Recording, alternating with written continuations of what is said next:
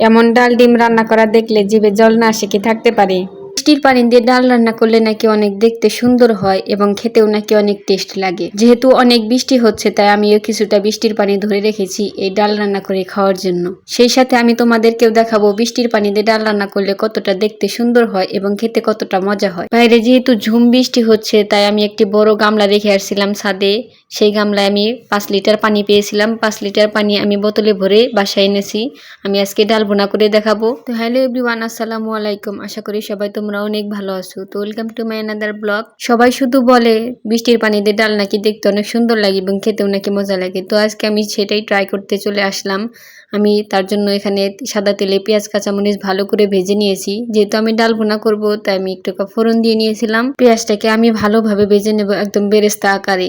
এই যে আমি পানির বোতলটা এখানে রেখে দিলাম যাতে আমার পেঁয়াজ পুড়ে যাওয়ার আগে আমি পানিটা ঢেলে দিতে পারি। পেঁয়াজ ভাজা আমার প্রায় হয়ে গেছে। এ পর্যায়ে আমি লবণ দিয়ে দিব। লবণ দিয়ে পেঁয়াজ ভাজলে হয় কি পেঁয়াজটা তাড়াতাড়ি সেদ্ধ হয়ে যায় এবং তাড়াতাড়ি ভাজা হয়ে যায়। সেই সাথে আমি আদা রসুন বাটাও দিয়ে দিলাম। এখন ভালো করে ভেজে নেব। অবশ্যই ভালো করে ভেজে নিতে হবে। ভালো করে না ভাজলে কিন্তু আদা রসুনের যে কাঁচা গন্ধটা আছে সেটা কিন্তু চলে যাবে না, তাহলে কিন্তু খেতে ভালো লাগবে না। ভালোভাবে ভেজে নেওয়ার পর এখানে আমি কিছুটা হলুদের গুঁড়া দিয়ে দিলাম।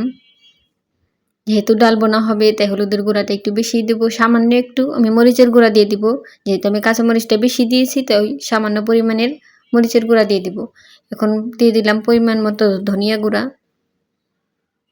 এখন মশলাটাকে আমি ভালোভাবে নাড়াচাড়া করে মিশিয়ে দেব।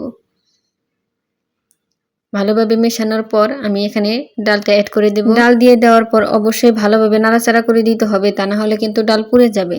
ডাল খুব তাড়াতাড়ি শুকনা হয়ে যায়, তাই অবশ্যই ভালো করে নাড়াচাড়া করে দিতে হবে, মানে কিছুক্ষণ কষিয়ে নিতে হবে আর কি। তো এভাবেই আমি কিছুক্ষণ নাড়াচাড়া করে ভালোভাবে কষিয়ে নিলেই আমি বৃষ্টির পানিটা দিয়ে দিব।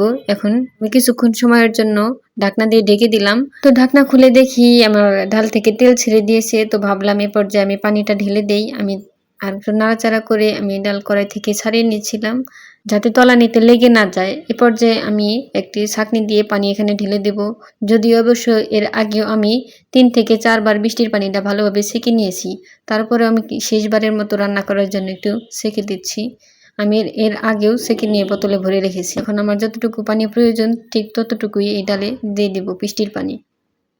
ব্যাস হয়েছে, আর পানি দিব না। যেহেতু আমি ডাল ভুনা করব তাই আমি আর পানি দিব না। তো এ পর্যায়ে আমি ভালোভাবে নাড়াচাড়া করে ওপর থেকে সব ডাল নামিয়ে দিয়ে ভালোভাবে মিশিয়ে ঢাকনা দিয়ে ঢেকে দেব। সেদ্ধ হওয়া পর্যন্ত অপেক্ষা করব, যাতে সেদ্ধ হয়ে গেলে আমি ডাল ঘুটনি দিয়ে ভালোভাবে ঘুটে ডাল ভুনাটা নামিয়ে ফেলতে পারি। তো এখন আমি ঢাকনা দিয়ে ঢেকে দেব কিছুক্ষণের জন্য। ডালটা ভালোভাবে ফোটার জন্য আমি অপেক্ষা করব। আমি ঢাকনা দিয়ে ঢেকে দিয়েছিলাম, তো ঢাকনা খুলে দেখি আমার ডালটা ভালোভাবে ফুটে গেছে। তো এই পর্যায়ে আমি ভালো করে ডাল ঘুটনি দিয়ে ডালটাকে মিশিয়ে দেব। একদম মিহি করে দিতে হবে যেহেতু ডাল বোনা হবে, তাই আমি ভালোভাবে মিশিয়ে দিলাম। আমি দেখাচ্ছি কতটা সুন্দরভাবে মিহি হয়ে গেছে। এই তো আমার ডাল ঘুটনি হয়ে গেছে। এখন আমি আগে ডিম ভেজে রেখেছিলাম, ডিম ভেজে কেটে রেখেছিলাম। তো এ পর্যায়ে এসে আমি ডিম ভাজাগুলো দিয়ে দিলাম। ডিম ভাজাগুলো দেওয়ার পর আমি আরও কিছুক্ষণ অপেক্ষা করব সিদ্ধ হওয়ার জন্য। তো এখন আমি ভালোভাবে নাড়াচাড়া করে দেব। এখন খুব বেশি নাড়াচাড়া করা যাবে না, তাহলে ডিমগুলো কিন্তু ভেঙে যাবে। তো এভাবেই আমি কিছুক্ষণ ফুটে ওঠার জন্য অপেক্ষা করব। আমি এখন লবণটা টেস্ট করে দেখব লবণ সব কিছু পারফেক্ট ছিল কিনা। দেখার পর মনে হচ্ছিল আমার আর একটু লবণ প্রয়োজন আছে, তো আমি আর একটু লবণ দিয়ে দিলাম। এখন আমি নাড়াচাড়া করে আমি আর একটু জাল দিয়ে দেবো কিছুক্ষণের জন্য। সবকিছু যেহেতু পারফেক্ট ছিল তাই আমি এই পর্যায়ে ধনেপাতা দিয়ে দিলাম। ধনেপাতা দেওয়ার পর ডাল বোনাটা খেতে কিন্তু দুর্দান্ত লাগে। তো আমি নাড়াচাড়া করে একটু দেখাচ্ছিলাম। তো আমার ডাল রান্না হয়ে গেছে, এখন আমি সার্ভ করে দেখাচ্ছি। এই যে দেখুন, সত্যিই বৃষ্টির পানি দিয়ে ডাল রান্না করলে কিন্তু অসাধারণ লাগে। যখন তোমাদের ঘরে কিছুই থাকবে না বা ভাত খেতে মন চাইবে না, তখন কিন্তু এই ডাল ডিম ভুনা করে খেতে পারো। খেতে কিন্তু দুর্দান্ত লাগে। সত্যিই অনেক মজা হয়েছিল। কিছু কিছু সময় মনে হয় যে মাছ মাংস খেতে ভালো লাগে না, তখন কিন্তু এই ডাল ডিম ভুনা খেতে দুর্দান্ত লাগবে। তোমরা অবশ্যই একবার হলেও ট্রাই করে দেখবে। তো আমার ভিডিওটি কেমন লাগলো অবশ্যই কমেন্ট করে জানাবে। তো থ্যাঙ্কস ফর ওয়াচিং ভিডিও। অবশ্যই আমার পাশে থাকবে এবং এরকম নিত্য নতুন ভিডিও দেখতে আমার চ্যানেলটি সাবস্ক্রাইব এবং ফলো দিয়ে রাখবে।